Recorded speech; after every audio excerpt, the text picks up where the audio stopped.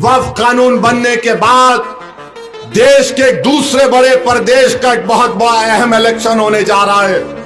मैं जालना और महाराष्ट्र की आवाम से अपील कर रहा हूं, जो बाबा साहेब अंबेडकर के संविधान से मोहब्बत करने वालों से कह रहा हूं, अगर आप इस संविधान से मोहब्बत करते हैं तो मैं आपसे अपील कर रहा हूं कि 15 जनवरी के दिन पतंग के निशान पर बटन दबाकर दिल्ली के बादशाह मोदी को पैगाम दीजिए कि हम ये कानून को संविधान के खिलाफ मानते हैं।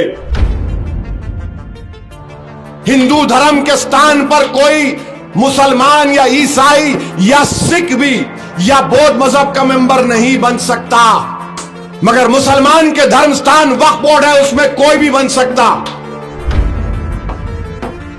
ऐसे कानून की हम ताईद नहीं कर सकते जो हमसे हमारी मस्जिद, दरगाह और खानकाह को छीनने का एक कानून बनाया गया। इसीलिए तो मैंने पार्लियामेंट में 120 सफात पर मुश्तमिल डाइसन रिपोर्ट दी और उस कानून को नरेंद्र मोदी के सामने फाड़कर कहा, यह कानून भारत के संविधान के खिलाफ है। हम अपनी मस्जिद का और ईमान का सौदा नहीं कर सकते। थाली नहीं मारना, बटन दबाना, जाके 15 को दबाएंगे ना। मालूम होना मोदी को, जो दिल्ली के बादशाह हैं, उनको मालूम होना चाहिए कि संविधान के खिलाफ आपने एक धर्म के खिलाफ इस तरह का कानून बनाया, दूसरे धर्मों के खिलाफ नहीं बना सकते। काला कानून नरेंद्र मोदी ने बनाया वक्फ के ऊपर। नरेंद्र मोदी, शिंदे, अजीत पवार, चंद्रबाबू नायडू, नीतीश कुमार, चिराग पासवान, कुमारस्वामी, जयंत चौधरी, कुशवाहा, मांझी ने मिलकर यह कानून बनाया। आपको मालूम यह कानून कैसा असर करेगा आप पर, हम पर। इस कानून के जरिए हुकूमत किसी भी मस्जिद को हासिल कर सकती है। इस कानून के जरिए किसी भी दरगाह और खानकाह को बंद किया जा सकता है। हिंदू धर्म के स्थान पर कोई मुसलमान या ईसाई या सिख भी या बौद्ध मजहब का मेंबर नहीं बन सकता, मगर मुसलमान के धर्म स्थान वक्फ बोर्ड है, उसमें कोई भी बन सकता। यह कौन सा राइट टू इक्वालिटी के खिलाफ है? आर्टिकल 26 के खिलाफ है, मगर मोदी ने कानून बना दिया, इन सब ने तायीद की। अब वक्फ की कमेटी बनेगी तो उसमें कोई भी किसको भी चेयरमैन बना सकते हैं आप। दरगाह की कमेटी होगी, मस्जिद की कमेटी होगी, कब्रिस्तान की कमेटी होगी।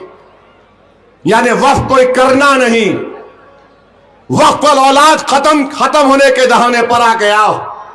अगर कोई मस्जिद या दरगाह प्रोटेक्टेड मॉन्यूमेंट होगी, एएसआई का 100 साल के ऊपर होगी, तो उसका मालिक अब वक्फ बोर्ड नहीं है, उसका मालिक एएसआई जो नरेंद्र मोदी के नीचे काम करती है, सेंट्रल गवर्नमेंट के हिस्से में है। बताइए क्या होगा?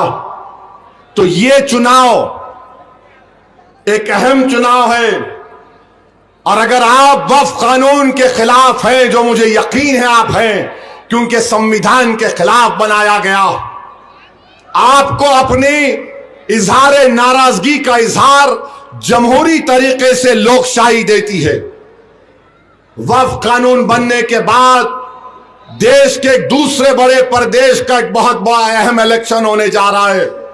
मैं जालना और महाराष्ट्र की आवाम से अपील कर रहा हूं, जो बाबा साहेब अंबेडकर के संविधान से मोहब्बत करने वालों से कह रहा हूं, अगर आप इस संविधान से मोहब्बत करते हैं तो मैं आपसे अपील कर रहा हूं कि 15 जनवरी के दिन पतंग के निशान पर बटन दबाकर दिल्ली के बादशाह मोदी को पैगाम दीजिए कि हम यह कानून को संविधान के खिलाफ मानते हैं। ऐसे कानून की हम ताईद नहीं कर सकते जो हमसे हमारी मस्जिद, दरगाह और खानकाह को छीनने का एक कानून बनाया गया। और बताओ, आपको नरेंद्र मोदी ने कानून इसलिए भी बनाया ताकि मुंबई में जो भारत का सबसे दौलतमंद आदमी है, जिसने अपना आलीशान वो कितना 15 स्टोरी बिल्डिंग बनाया, किस पे बनाया मालूम आपको? वो मुस्लिम यतीम खाने पर उसने अपना आलीशान घर बनाया। उसको बचाने के लिए मोदी ने सेक्शन 3D बनाया कि जो भी कोई ट्रस्ट बनाएगा इस कानून से पहले और बाद में वक्फ नहीं होगा। मेरे अजीज दोस्तों और बुजुर्गों, इसीलिए तो मैंने पार्लियामेंट में 120 सफात पर मुश्तमिल डाइसन रिपोर्ट दी और उस कानून को नरेंद्र मोदी के सामने फाड़ कर कहा, यह कानून भारत के संविधान के खिलाफ है। हम अपनी मस्जिद का और ईमान का सौदा नहीं कर सकते।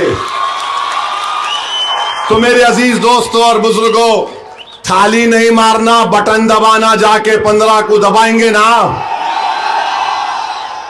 मालूम होना मोदी को, जो दिल्ली के बादशाह हैं, उनको मालूम होना चाहिए कि संविधान के खिलाफ आपने एक धर्म के खिलाफ इस तरह का कानून बनाया, दूसरे धर्मों के खिलाफ नहीं बना सकते।